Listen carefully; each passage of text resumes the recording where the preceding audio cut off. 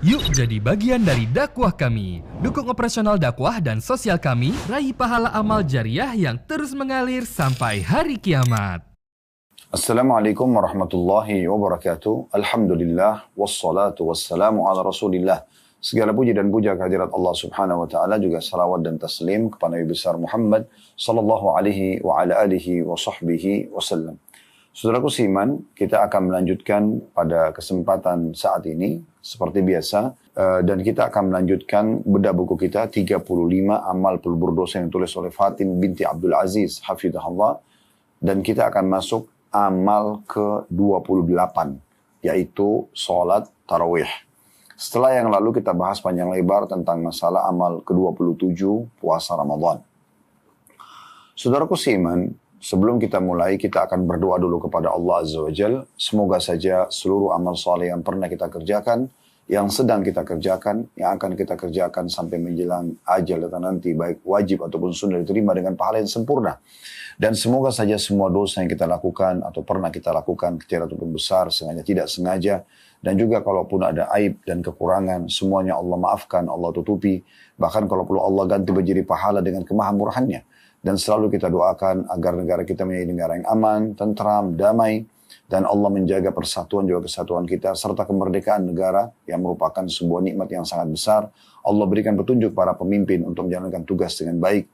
Dan insya Allah di Pilpres nanti Allah berikan kita pemimpin yang terbaik buat bangsa kita, buat agama kita, buat kemerdekaan dan persatuan juga kesatuan kita.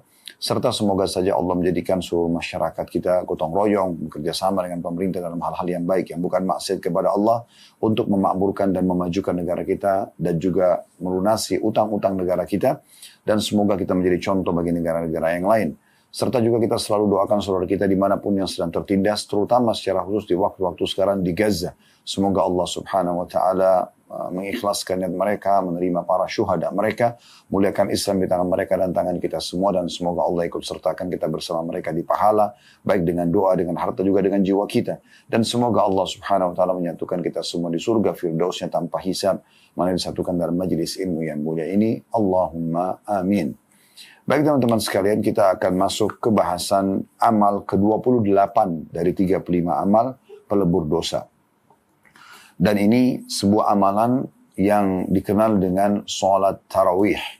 Tarawih, saudaraku seiman, berarti istirahat. Disebutkan ini karena memang banyak alasan, diantaranya biasanya sholat malam atau tahajud itu dikerjakan afdalnya setelah tidur, apalagi di sepertiga malam.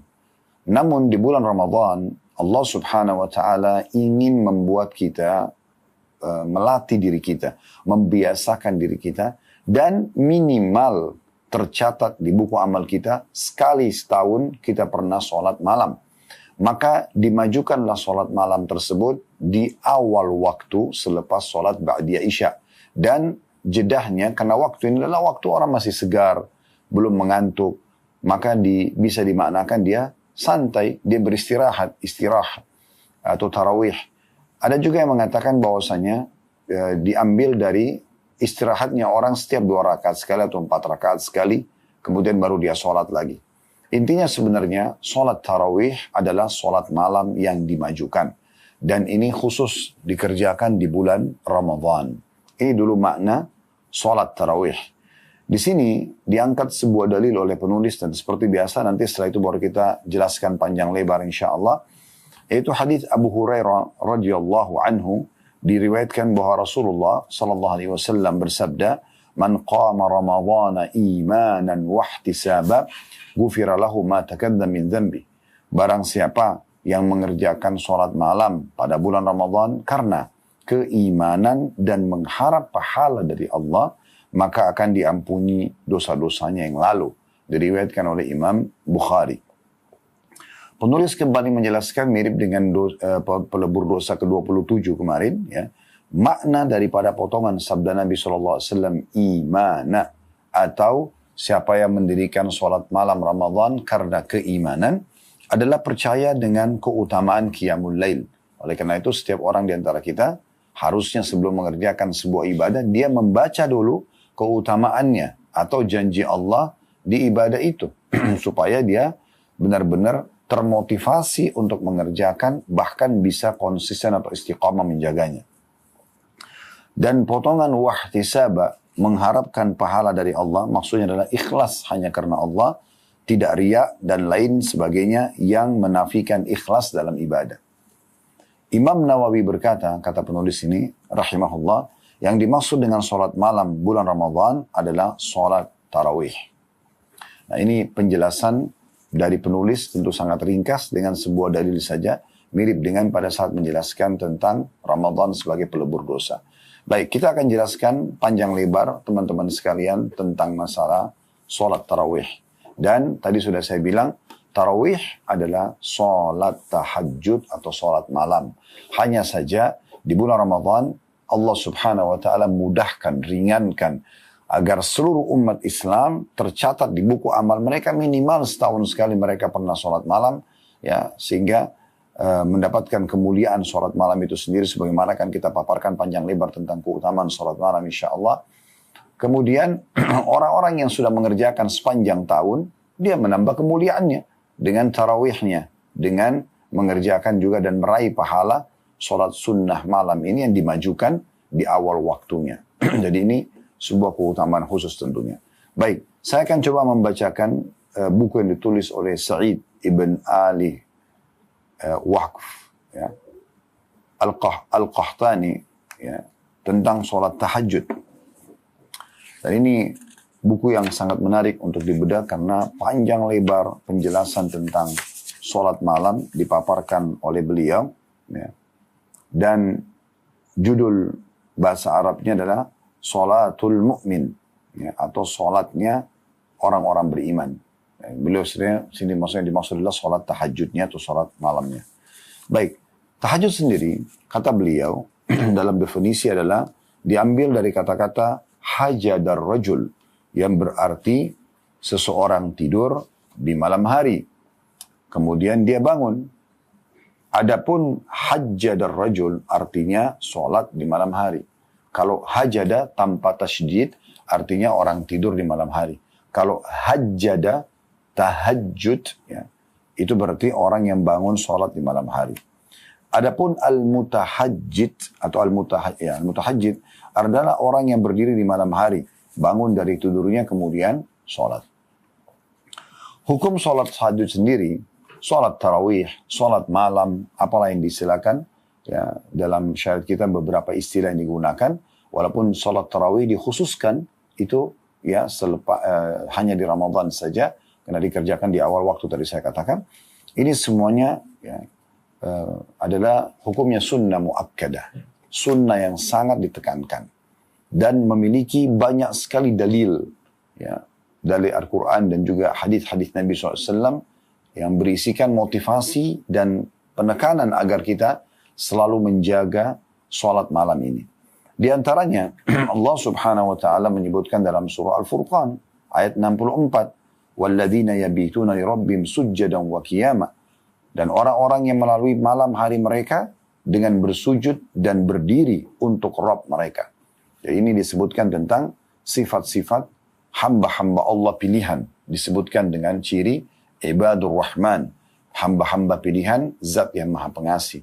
Maka salah satu ciri mereka adalah mereka menghabiskan atau melalui malam-malam mereka itu dengan sujud dan juga berdiri untuk Tuhan mereka, maksudnya mereka sholat. Dan juga Allah menyebutkan dalam surah Az-Zariyat ayat 17 sampai ayat 18, kanu qalilan minal laili ma yahja'un wa bil ashari hum yastaghfirun. Mereka hamba-hamba Allah pilihan sedikit sekali tidur di waktu malam, dan di akhir-akhir malam mereka memohon ampun kepada Tuhan mereka. Maksudnya sini sedikit tidur, bukan begadang kosong, ya, tetapi mereka mendirikan dengan sholat malam. Demikian pula Allah sebutkan mirip dengan ini dalam surah As-Sajdah ayat 16 sampai 17. Tatajafa junubum 'anil madaji'i yad'una rabbahum khawfan wa tama'an wa mimma razaqnahum yunfikun fala ta'lamu nafsum ma ukhfiya lahum min qurrati a'yunin jazaa'an bima kanu ya'malun. Artinya, lambung mereka jauh dari tempat tidurnya, maksudnya di malam hari. Mereka bangun sholat malam. Sedang mereka sibuk berdoa kepada Rabb mereka dengan rasa takut takut amalnya tidak diterima sehingga mereka maksimal dalam mengulangi dan menjaga kualitas daripada ibadahnya itu. Saya masukkan sini berulang adalah di saat Allah berikan kesempatan, misalnya tadi malam sholat malam, nanti malam sholat malam, selama dia hidup, ya, dia mengerjakan dan juga berharap agar ya diterima amal tersebut, dia masuk ke dalam surga, gitu kan. Takut juga tadi bisa takut dari dihukum di api neraka. Dan mereka selain bangun sholat malam dan berdoa, mereka menafkahkan sebagian dari rezeki yang kami berikan kepada mereka. Seorang yang mengerjakan ini, mereka sholat malam, mereka bersedekah dengan harta mereka, mereka tidak mengetahui apa yang disembunyikan untuk mereka dari berbagai macam nikmat yang menyedapkan pandangan mata sebagai balasan bagi mereka atas apa yang mereka kerjakan.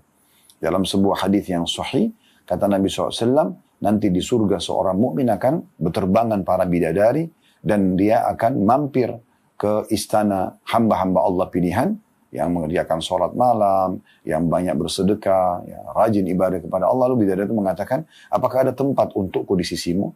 Kalau dia mengatakan iya, maka bidadari itu akan tinggal menjadi pelayannya. Kalau tidak, maka dia pun akan mencari istana yang lain yang memang bisa menerimanya. Ini sejalan dengan firman Allah Subhanahu wa taala, maka banyak sekali nikmat-nikmat yang disembunyikan buat mereka yang bisa menyedapkan mata mereka nanti di hari kiamat. Begitu juga Allah Subhanahu wa ta'ala menyebutkan dalam surah Az-Zumar ayat 9, amman huwa qanitun ana al-layli sajidan wa qa'iman yahdharu al-akhirata wa yarju rahmat rabbih qul hal yastawi alladhina ya'lamuna walladhina la ya'lamun innama yatadhakkaru ulul albab. Artinya, apakah kamu hai orang musyrik yang lebih beruntung ataukah orang yang beribadah di waktu-waktu malam dengan sujud dan berdiri? Ya, ini karena orang-orang Mekah banyak menghina-hina kaum muslimin, ya. Dan ada juga pendapat ulama mengatakan ayat ini turun khusus untuk Utsman bin Affan radhiyallahu anhu, di mana beliau memang tidak pernah meninggalkan sholat malam, dan kalau sholat malam beliau mengkhatam 30 juz Al-Quran. Bagaimana itu keberkahan yang Allah berikan? Kalau Anda sudah rutin mengerjakan sebuah ibadah, maka nanti Allah akan berikan keberkahan, artinya kemudahan, di mana Anda akan bisa memperbanyak ibadah yang mungkin tidak umumnya orang bisa kerjakan. Ya. Apakah kamu hai orang-orang musyrik yang lebih beruntung ataukah orang yang beribadah di waktu-waktu malam dengan sujud dan berdiri, sedangkan ia takut yang sholat malam ini kepada adab akhirat dan mengharapkan rahmat Rabbnya? Katakanlah, adakah sama orang-orang yang mengetahui dengan orang-orang yang tidak mengetahui? Sesungguhnya orang yang berakal lah yang dapat menerima pelajaran. Juga Allah Subhanahu wa taala memerintahkan Nabi-Nya Muhammad sallallahu alaihi wasallam untuk selalu menghidupkan malam dalam surah Al-Muzammil, ya, ayat 1 sampai ayat 4 yang berbunyi, ya ayyuhal muzammil qumil laila illa qalila nisfahu aw inqus minhu qalila aw zid alaihi warattilil qur'ana tartila. Hai orang-orang yang berselimut, maksudnya Nabi Muhammad SAW. Ya, tengah malam hari umumnya orang tidur kadang-kadang berselimut. Ya. Nabi SAW dipanggil oleh Allah, hai orang berselimut, bangunlah untuk mendirikan sholat di malam hari, kecuali sedikit darinya. Sedikit bisa dipakai tidur. Seperduanya atau kurangi dari seperdua itu. Atau lebih dari seperdua itu. Dan bacalah Al-Quran dengan perlahan-lahan. Juga perintah yang lain Allah SWT kepada Nabi-Nya Muhammad SAW dalam surah Al-Isra ayat 79. Surah Isra ayat 79. Di mana Allah SWT berfirman, wa minal laili fatahajjat bihi nafilatan laka asa an yab'athaka Allahu maqaman mahmuda. Dan pada sebagian malam hari, sholat tahajudlah kamu sebagai suatu ibadah tambahan bagimu. Mudah-mudahan Rabbmu mengangkat kamu ke tempat yang terpuji. Maksudnya dengan sholat tahajud, engkau akan diberikan kedudukan yang tinggi, hai Muhammad. Ya. Jadi memang ini luar biasa. Dan cukup banyak ayat-ayat yang lain, diantaranya surah Qaf ayat 40. Ya. Surah Qaf ayat 40 berbunyi, wa minal laili fasabbihu wa adbaras sujud. Dan bertasbihlah kamu kepadanya di malam hari dan setiap selesai sholat. Ya. Suruh tasbih, bertasbih, sholat, berzikir kepada Allah SWT. Dalam surah At-Tur ya, ayat 49, wa minal laili fasabbihu wa idbaran nujum. Dan bertasbihlah kepadanya pada beberapa waktu di malam hari dan di waktu terbenamnya bintang-bintang atau di waktu fajar. Kita dengarkan hadis Nabi SAW cukup banyak. Ya. Tadi itu ayat-ayat Al-Quran. Tentu masih banyak ayat Al-Quran. Ya. Ini sebagian yang saya bacakan. Sabda Nabi SAW, Afdalus siyami ba'da Ramadan syahrullahil muharram. Ketahuilah puasa yang paling afdal setelah puasa Ramadan adalah puasa di bulan Muharram. Bulan pertama dari bulan-bulan Hijriah. Wa afdalus salati ba'dal faridah salatul lail. Dan salat yang paling afdal setelah salat 5 waktu adalah salat tahajud itu sendiri. Ya. Dan Nabi SAW sangat peduli dengan salat malam ini. Sampai-sampai beliau tidak pernah meninggalkannya. Kata Aisyah radhiyallahu anha, jangan kalian tinggalkan salat malam karena Nabi SAW tidak pernah meninggalkannya. Kalaupun beliau dalam kondisi lagi letih atau lagi malas pun, ya, maka beliau tetap salat walaupun dalam kondisi duduk. Dan beliau kalau salat malam selalu lama sampai membuat telapak kaki beliau pecah-pecah. Dan ditanyakan oleh Aisyah radhiyallahu anha, ya Rasulullah, kenapa Anda lakukan ini? Sementara Anda ini sudah diampuni dosanya yang lalu dan yang akan datang. Maka kata Nabi SAW, afala akunu abdan syakura. Atau afala uhibbu an akuna abdan syakura. Apakah tidak boleh aku menjadi seorang hamba yang bersyukur? Artinya beliau melihat dengan sholat malam ini, ya, mengabdi kepada Allah SWT sebagai bentuk syukur. Bagaimana Allah berikan segala macam nikmat yang luas kepada Nabi SAW dan kepada kita semua tentunya. Ya, dengan kesehatan, makanan, minuman, dan segala macam hal yang kita bisa rasakan setiap harinya, ya, setiap harinya. Juga Nabi SAW menyebutkan dalam, ya, sebuah hadis yang lain, ya, di mana beliau mengatakan, ya ayuhan nas, afshus salam, wa at'imut ta'am, wasilul arham, wa sallu bil laili wan nasu niyam, tadkhulul jannata bisalam. Hai sekalian manusia, tebarkan salam. Selalu ucapkan Assalamualaikum warahmatullahi wabarakatuh. Semoga keselamatan tercurahkan untuk kalian dunia akhirat. Dan semoga rahmat Allah juga kalian dapatkan. Dan juga semoga saja keberkahan untuk kecukupan selalu bersama dengan kalian. Berilah makan orang. Berbagi makanan, traktir orang. Sambunglah hubungan kekerabatan atau silaturahim. Dan saksi bahasan kita potongan keempat, dan sholatlah di malam hari sewaktu orang sedang tidur, maka niscaya kalian akan masuk ke dalam surga, ya, dengan sambutan yang meriah. Nah, kita bisa lihat bagaimana luar biasanya, ya, keutamaan yang bisa didapatkan, ya, dari hadis-hadis dan ayat yang merupakan motivasi orang mengerjakan sholat malam itu.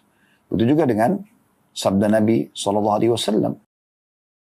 Ini rata-rata semua hadis yang sahih, ya. Tadi, mohon maaf saya belum sebutkan hadis tadi yang saya bacakan diriwayatkan oleh Ibnu Majah.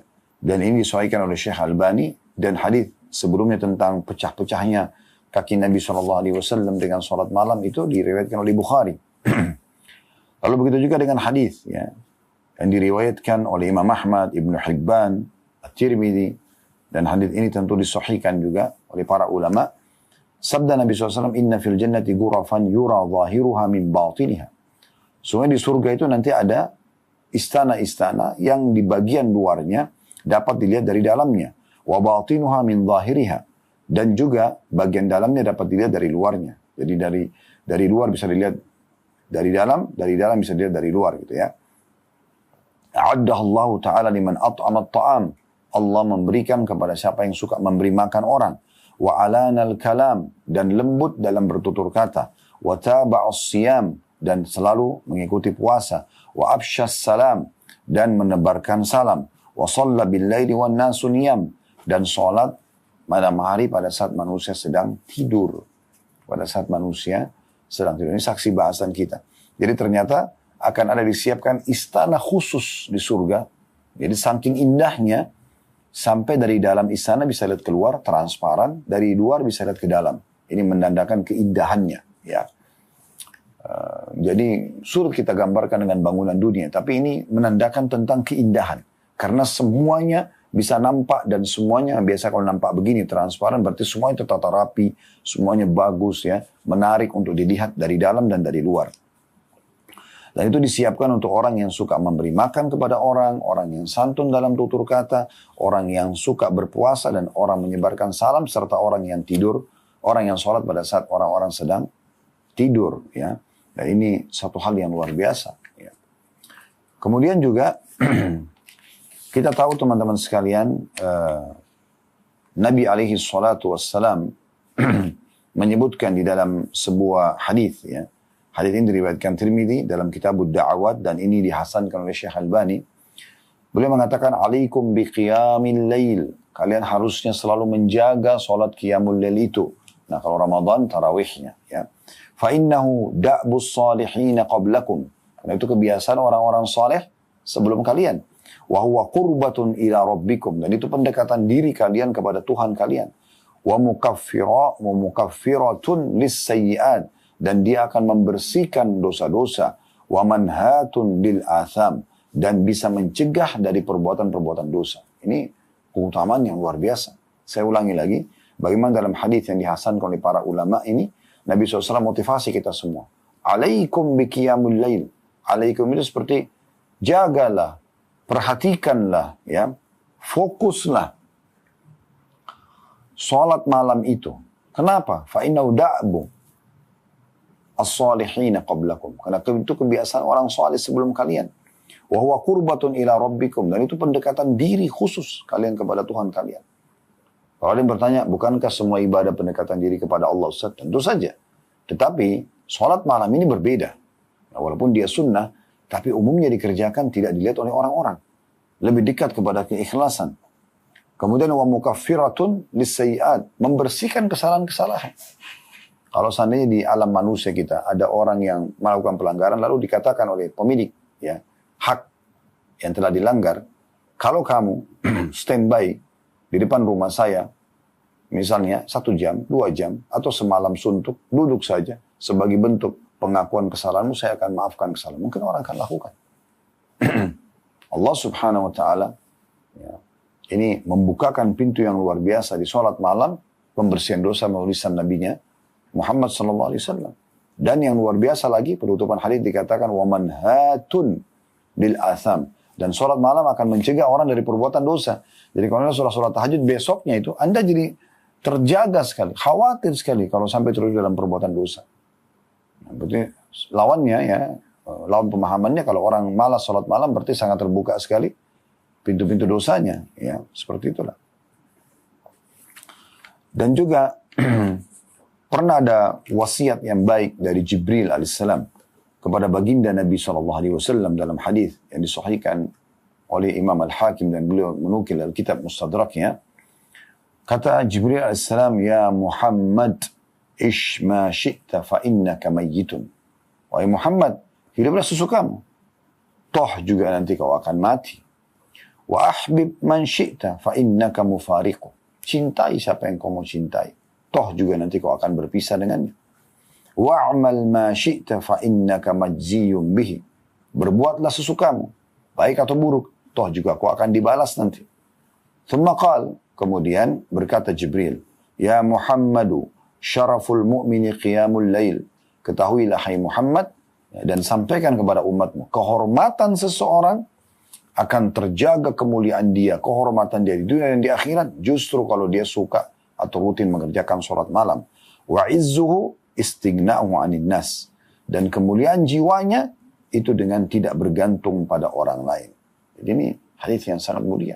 Ini wasiat makhluk Allah paling mulia dari kalangan malaikat Jibril alaihissalam kepada makhluk yang paling mulia, hamba Allah dari kalangan manusia, Muhammad sallallahu alaihi wasallam. Ini luar biasa. Nasihat yang sangat baik. Ya, para da'i ini bisa menjadikannya sebagai bahan ceramah. Satu hadis sudah cukup untuk menjadi bahan materi yang sangat panjang. Wasiat yang luar biasa. Ya Muhammad, ish ma syi'ta fa innaka mayyitun. Hai Muhammad, hidup sesukamu, kau pasti akan mati. Ini Jibril nasihati kepada Nabi Muhammad SAW. Apalagi kita lebih pantas untuk kita perhatikan, apalagi sedangkan Nabi SAW nasihati, apalagi kita gitu ya. Hiduplah sesukamu. Toh nanti kau akan mati. Maksudnya hati-hati loh. Kalau kau mati berarti akan ada pertanggungjawaban. Wa ahbib man syi'ta fa innaka mufariqu. Cintai siapa yang kau suka. Toh juga kau akan berpisah dengannya. Di dunia pasti berpisah, di akhirat nanti baru bersama-sama. Wa amal ma syi'ta fa innaka majziyun bihi. Berbuat sesukamu, kau pasti akan dibalas. Baik kau akan dapat balasannya. Wa man ya'mal mithqala dzarratin khairan yarah, kata Allah SWT dalam surah Az-Zalzalah ayat 8-9. Siapa yang berbuat seperti biji sawi dari kebaikan, dia akan dibalas, diperlihatkan dan akan diberikan balasannya. Ya. Dan siapa yang berbuat buruk, kata Allah, "Wa may ya'mal mithqala dzarratin syarran yarah." Siapa yang berbuat seperti bisa dari keburukan juga akan diperlihatkan dan akan dihukumkan bagi dia. Kecuali dia taubat. Kemudian diingatkan Nabi SAW oleh Jibril AS, ya Muhammad, ya, syaraful mu'min qiyamul lail. Ingatlah, kehormatan, kemuliaan seorang mukmin puncaknya justru kalau dia selalu sholat malam. Di dunia dan di akhirat dia akan dapatin. Ya. Dan wa'izzuhu istighna'u 'anil nas. Dan kemuliaan jiwanya juga dengan dia tidak bergantung pada orang lain. Juga teman-teman sekalian ada hadis lain dari riwayat Imam Muslim bagaimana kita dianjurkan ghibtah, cemburu, ya. Cemburu iri tapi iri positif, ya. Karena ada dua jenis cemburu dalam agama kita, ada hasad. Ini tidak boleh hukumnya. Cemburu iri pada kelebihan ada pada diri orang lain dan kita berharap hilang dari dia. Nah ini hukumnya haram, tidak boleh dalam Islam. Kita lihat ada orang cantik, orang gagah, orang pintar, orang kaya. Lalu kita cemburu, iri, kita berharap hilang nikmat itu dari dia. Ini hukumnya haram. Kata Nabi SAW, "Iyyakum wal hasad, fa in hasad ta'kul hasanatu kama ta'kulu an-naru hatab." Ya. Tinggalkan itu hasad atau iri, karena dia akan memakan pahala atau menghancurkan pahala sebagaimana api membakar kayu bakar. Ya. Tapi ada ghibtah. Ghibtah ini kita cemburu pada orang yang dibolehkan dalam syariat tanpa berharap hilang dari dia nikmat tersebut. Tapi kita minta kepada Allah agar diberikan hal yang sama seperti dia. Selama bukan bentrok dengan sunnatullah. Ya, tidak mungkin kita minta misalnya, ya Allah berikan saya wajah seperti wajah dia persis. Ciplakan, nggak mungkin. Itu bentrok sama sunnatullah. Tapi misalnya dia diberikan kepintaran, kekayaan, keterampilan, ya, kelebihan dalam ibadah, dalam harta, kita minta sama Allah tanpa berharap hilang dari dia nikmat itu, maka itu boleh, namanya ghibtah. Beranjak daripada hadis Nabi SAW, masyhur tadi saya katakan riwayat Imam Muslim, la hasada illa fitnatain. Tidak ada hasad kecuali pada dua orang. Nggak boleh orang ghibtah, berharap iri kecuali pada dua orang ini. Fokus, ya, tapi tidak berharap hilang nikmat itu dari dia. Yang pertama, rajulun Atahu Allahul Qur'ana fahuwa yaqumu bihi ana al-laili wa ana an-nahar. Orang yang Allah karunia Al-Quran, ada hafalannya, baik sedikit ataupun banyak, namun dia sibuk membaca Al-Quran tersebut di siang hari dan di malam hari. Atau di malam hari dan siang hari. Di malam hari tentu dengan sholat malam. Ya. Wa rajulun atahu Allahu malan fahuwa yunfiqu ana al-laili wa ana an-nahar. Yang kedua boleh kita cemburu adalah orang yang Allah karunia harta, sibuk dia bersedekah di malam hari dan di siang hari. Nah, di sini saksi bahasan kita adalah golongan pertama yang boleh kita ghibtah, cemburu tapi tidak berharap hilang dari dia, supaya Allah berikan juga kepada kita adalah orang yang diberikan Al-Quran lalu sibuk di malam dan di siang hari membacanya. Ini luar biasa. Dan kita dimotivasi teman-teman sekalian, kalau lagi sholat malam oleh Nabi SAW untuk memperbanyak baca Al-Quran. Karena ini saatnya baca Al-Quran. Dan makin banyak Anda baca, maka makin besar pahala yang Anda dapatkan. Hadis yang masyhur, hadis Abu Daud dan juga Ibn Huzaimah sebutkan dalam sahihnya. Kata Nabi SAW, "Man qama bi asyri ayatin lam yuktab minal ghafilin." Siapa yang sholat malam dengan membaca 10 ayat Al-Quran, maka dia akan selamat dari orang-orang yang lalai. Jadi dia tidak akan lalai dalam hidupnya. Jadi dia kalaupun masih hidup besok, dia akan selalu menjadi orang yang teliti. Kemudian, وَمَنْ قَامَ بِمِئَةِ آيَةٍ كُتِبَ مِنَ الْقَانِتِينَ. Dan siapa yang bangun sholat malam lalu dia baca 100 ayat, maka dicatatkan dia termasuk orang-orang yang qanit, atau orang yang tunduk, orang yang patuh. Ya. وَمَنْ قَامَ بِأَلْفِ آيَةٍ كُتِبَ مِنَ الْمُقَنْطَرِينَ. Dan siapa yang membaca 1000 ayat dalam satu malam, sholat malam itu, ya, berarti dia akan dicatat sebagai orang yang meraih melimpah pahala, ya, atau dia akan mendapatkan banyak sekali pahala. Dan kita tahu memang membaca Al-Quran ini adalah pahalanya besar sekali. Setiap hurufnya 10 pahala. Belum lagi ada hadis Nabi SAW diriwayatkan oleh Imam Muslim. Kata Nabi SAW, "Ayuhibbu ahadukum idha raja ila ahli an yajida fihi thalatha khalifatin idhamin siman." Maukah salah seorang dari kalian ketika kembali kepada keluarganya mendapatkan 3 unta hamil yang besar lagi gemuk? Ya, tapi ini bukan curian, dikasih, dapat rezeki. 3 ekor unta, 3-tiganya betina lagi hamil dan sudah mau melahirkan. Artinya akan tiba-tiba mendapatkan banyak unta. Qulna na'am, para sahabat mengatakan tentu ya Rasulullah. Qala thalathu ayatin yaqra'u bihinna ahadukum fi salati khairun lahu min thalathi khalifatin 'idhamin simanin. Ketahuilah 3 ayat yang dibaca oleh salah seorang antara kalian pada saat dia sholat. Sholat wajib atau sholat malam. Atau sholat sunnah. 3 ayat saja. Lebih baik daripada unta ya, betina yang gemuk dan hamil. Ya. Itu lebih baik daripada unta tadi. Maksudnya lebih baik daripada harta yang terbaik yang dimiliki. Karena unta pada masa itu adalah harta terbaiknya orang-orang di saat itu. Begitu juga teman-teman sekalian, tentu banyak sekali keutamaannya sholat malam ini. Para sahabat pun tidak pernah meninggalkannya. Makanya Nabi SAW pernah bertanya, atau pernah lewat ya di rumah Abu Bakar di malam, sepertiga malam. Ya, kemudian ditanya, atau kalau kita bahas gini, kira-kira waktu sholat malam itu yang paling baik kapan? Nah sekaligus kita sebutkan tentang sikap para salafus saleh dengan sholat malam. Para Nabi SAW melewati rumah Abu Bakar di sepertiga malam. Abu Bakar baca Quran dan suaranya lirih, kecil. Kemudian beliau lewat di rumahnya Umar, di waktu yang sama, Umar membaca dengan suara keras. Maka keesokan selepas sholat subuh, Nabi SAW bertanya kepada Abu Bakar, wahai Abu Bakar, kenapa semalam saya lewat depan rumahmu kau baca ayat dengan suara lirih? Kata Abu Bakar, ya Rasulullah, saya tahu saya berbicara dengan Tuhan siapa? Maksudnya dengan Allah SWT yang maha mendengar, untuk apa suara saya keras-keras? Lalu ditanya Umar, hai Umar, kenapa kau pada saat sholat malam suaramu keras? Dia mengatakan agar aku membangunkan tetanggaku sholat malam juga ya Rasulullah. Ya, dalam riwayat lain kata Nabi SAW ditunjuk Abu Bakar orang ini mengambil agamanya dengan ya kehati-hatian, dan ditunjuk Umar orang ini mengambil agamanya dengan ketegasan.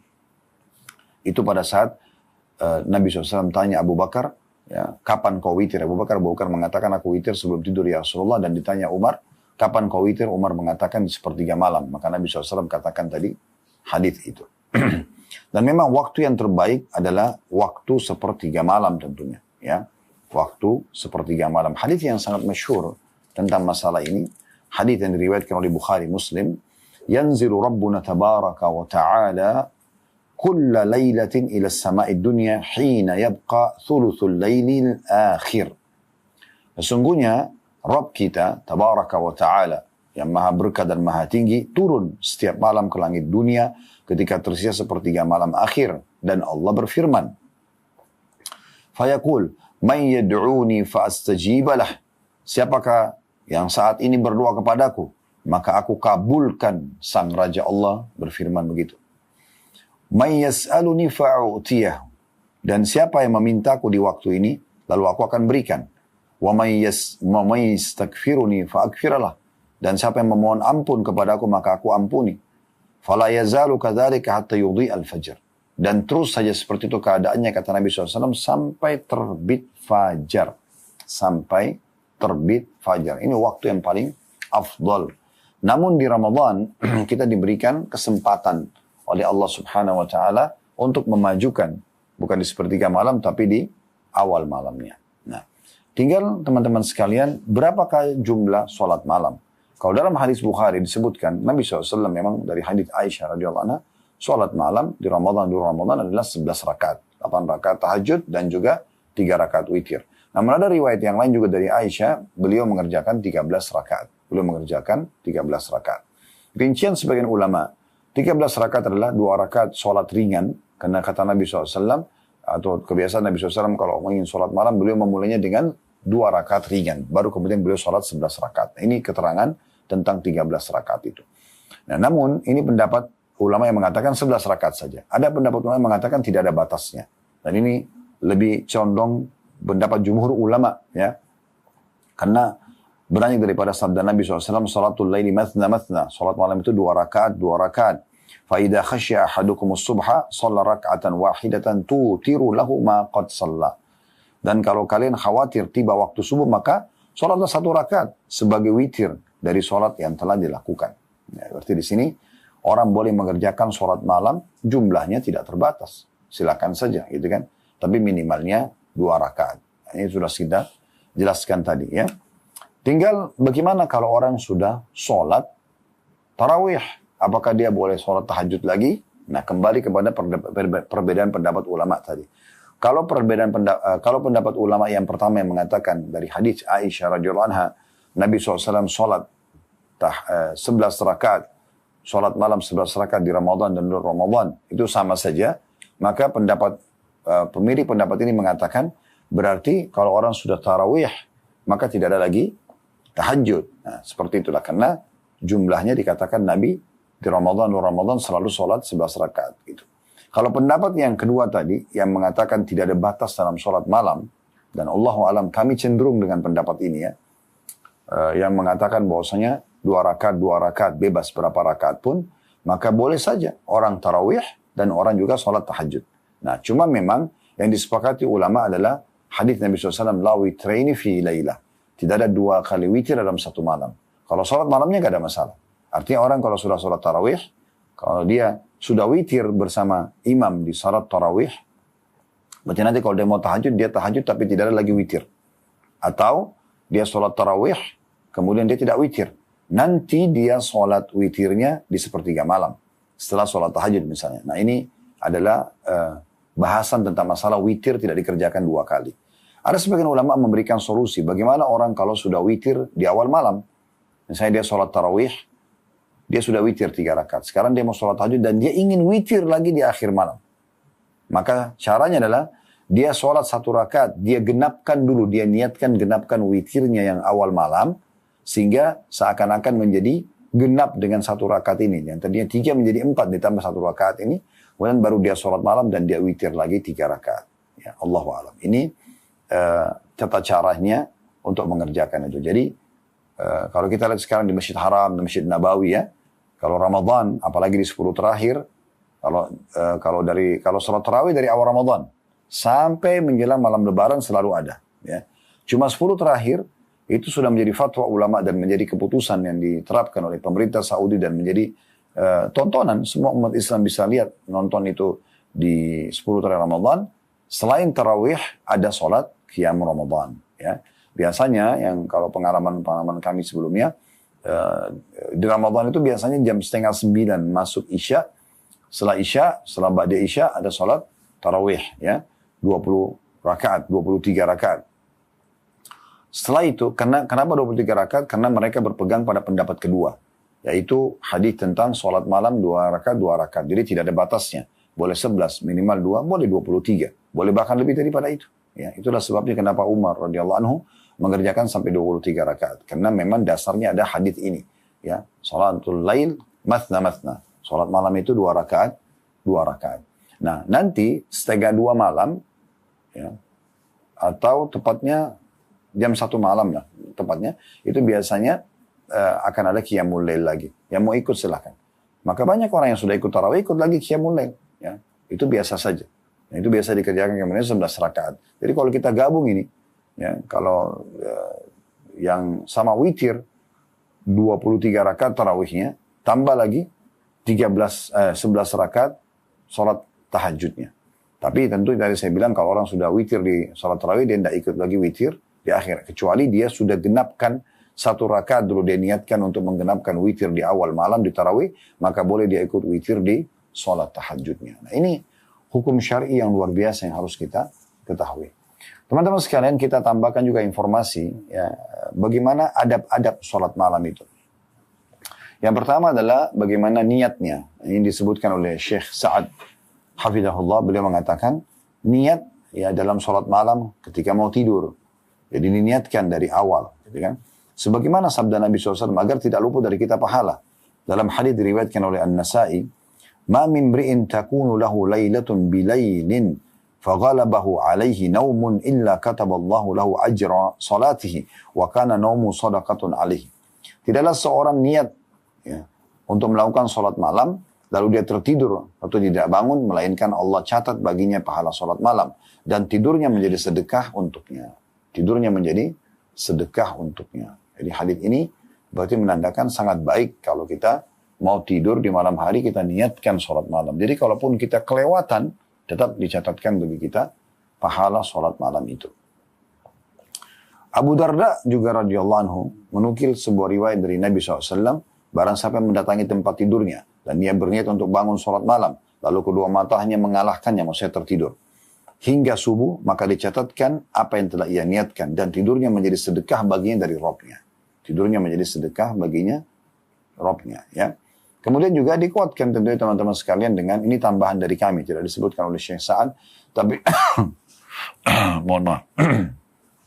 Jadi ditambah dengan usahakan selain niat, kita juga teman-teman sekalian wudu sebelum tidur, jangan lupa doa dibaca, ya. Ini penting sekali membaca doa, ya. Tidur balik sisi kanan dengan meletakkan tangan di pipi, ya. Ini penting sekali untuk kita perhatikan, karena ini berpengaruh sekali pada membantu kita untuk bisa bangun sholat malam, ya, seperti itu. Kemudian juga jangan lupa pada saat tadi wudu, kemudian zikir sebelum tidur, jangan lupa pada saat terbangun kita juga membaca, ya, ya. Doa ini penting sekali, karena kalau Anda baca doa ini, teman-teman sekalian, maka insya Allah ini akan sangat membantu Anda diterima sholatnya, diterima doanya, diampuni dosanya, ya, diampuni dosanya. Hadits ini, hadits yang masyhur, hadits diriwayatkan oleh para ulama, seperti Bukhari menyebutkan dalam kitab Tahajjud, kata Nabi SAW, siapa yang terbangun di malam hari, ya, kemudian dia, ada riwayat yang mengatakan dia menggosok giginya dengan siwak, atau ada yang mengatakan juga, ya, dia terbangun, kemudian dia langsung mengusap wajah dan membaca ini. La ilaha illallah wahdahu la syarikalah, lahul mulku wa lahul hamdu wa huwa ala kulli syai'in qadir. Subhanallah walhamdulillah wa la ilaha illallah wallahu akbar wa la hawla wa la quwata illa billahil aliyil azim rabbighfirli. Yang artinya, la ilaha illallah wahdahu la syarikalah, tidak ada Tuhan yang berhak disembah kecuali Allah, dan tidak ada sekutu bersamanya. Lahul mulku, miliknya lah kerajaan, walahul hamdu, miliknya lah puji-pujian, wa huwa ala kulli syai'in qadir, dan dia mampu mengerjakan apa yang dia inginkan. Subhanallah, maha suci Allah, alhamdulillah, segala puji bagi Allah. Wala ilaha illallah, tidak Tuhan yang berhak disembah kecuali Allah. Wallahu akbar, Allah maha besar. Wala hawla wala quwata illa billahil aliyil azim, tidak ada daya dan kekuatan, ya, dari Allah, kecuali dari Allah yang maha tinggi dan maha agung. Rabbighfirli, ya Allah maafkanlah kesalahanku. Dalam riwayat Ibnu Abbas dinukil, Nabi SAW bangun lalu mengusap bekas tidur dari wajahnya dengan tangannya, kemudian membaca 10 ayat dari surah Al-Imran. Ini juga menguatkan bacaan tadi. Tapi kita, jangan masuk ke zikir itu, ini dulu. Tapi kita masuk ke hadis tadi, ya. Kalau terkaget tengah malam teman-teman, kata Nabi SAW, siapa yang bangun, kemudian dia membaca la ilaha illallah wahdahu la syarikalah, lahul mulku wa lahul hamdu wa huwa ala kulli syai'in qadir, subhanallah walhamdulillah wa la ilaha illallah wallahu akbar, wa la hawla wa la quwata illa billahil aliyil azim, rabbighfirli, kata Nabi SAW, akan diampuni dosa-dosanya. Kalau dia sholat akan diterima sholatnya, dan kalau dia berdoa akan diijabah doanya. Juga Nabi SAW itu kalau bangun, ya, beliau mengusap bekas tidur dari wajah beliau, kemudian beliau, ya, membaca 10 ayat terakhir dari surah Al-Imran, ya. Juga Nabi SAW bersiwak pada saat bangun, kalau kita sekarang menggosok gigi, ya. Dan kata Nabi SAW, aku diperintahkan untuk menggosok gigi itu, atau bersiwak sampai aku mengira aku akan ompong, gitu, ya, saking seringnya disuruh untuk membersihkan gigi beliau SAW. Jadi adab kita sholat malam adalah niat dulu, kemudian bagaimana kita tadi, ya, kita berudu, kemudian berzikir, ya, lalu balik sisi kanan. Setelah itu pada saat terbangun kita membaca zikir-zikir tadi sudah kita bacakan, la ilaha illallah wahdahu la syarikalah, lahul mulku wa lahul hamdu wa huwa ala kulli syai'in qadir, subhanallah walhamdulillah wa la ilaha illallah wallahu akbar, wa la hawla wa la quwata illa billahil aliyil azim, rabbighfirli, atau Allahumma gfirli, tepatnya rabbighfirli, ya. Kemudian membaca 10 akhir ayat dari surah Al-Imran serta juga bersiwak. Dan selanjutnya, ya, usahakan di 2 rakaat pertama membaca lebih ringan dari yang sebelumnya, atau dari rakaat-rakaat sesudahnya nanti. Jadi 2 rakaat pertama ringan untuk membiasakan dulu tubuh kita untuk sholat malam. Dan selanjutnya yang paling afdol dikerjakan adalah di rumah. Sholat malam itu rumah, ya. Karena kata Nabi SAW, fa'alaikum bis salati fi buyutikum, fa inna khaira salatil mari fi baiti illa al-maktubah. Kalian harus selalu mengerjakan sholat di rumah kalian, karena ketahuilah sholat seseorang lebih afdol, paling afdol dikerjakan di rumahnya kecuali sholat 5 waktu. 5 waktu, ya. Jadi ini harusnya kita fahami baik-baik. Kalau ada orang sudah terlanjur rutin, teman-teman sekalian, untuk dia bangun sholat malam, ya, ataupun mungkin baru dia bangun sholat malam, dan dia sudah berumah tangga, ada baiknya kalau dia mengajak keluarganya untuk bangun bersama-sama. Kata Nabi SAW dalam hadis sahih, ya, kepada Aisyah, Kumi fa'autiri ya Aisyah. Bangun dan witirlah wahai Aisyah. Beliau bangunkan istrinya SAW dalam hadis Bukhari Muslim. Dalam hadis yang lain, kata Nabi SAW, semoga Allah merahmati seorang laki-laki yang terbangun di malam hari, kemudian dia membangunkan keluarganya. Ya, kalau istrinya maksudnya. Kalau istrinya menolak, maka dia percikan air di wajahnya. Dan semoga Allah merahmati seorang perempuan atau istri yang bangun di malam hari, dia bangun sholat malam, kemudian dia bangunkan suaminya, kalau suaminya nolak, lalu dia percikan air di wajahnya. Kalau keduanya bangun dan sholat bersama-sama, maka mereka akan dicatat sebagai orang yang banyak berzikir kepada Allah subhanahu wa ta'ala. Ya. Ini termasuk hal yang penting sekali untuk, ya, kita perhatikan, ya. Jadi akan dicatat sebagai orang yang banyak berzikir kepada Allah subhanahu wa ta'ala. Dan tentu dalam sholat malam ini cukup banyak bahasan, ya, panjang lebar berhubungan dengan masalah ini. Namun saya akan tutup dengan di akhir buku beliau ini tentang sholat malam, ada hal yang menarik yang untuk kita bahas. Ada sunnah Nabi SAW sebelum sholat malam. Itu disebutkan oleh Abu Daud dan disahihkan oleh Syekh Albani.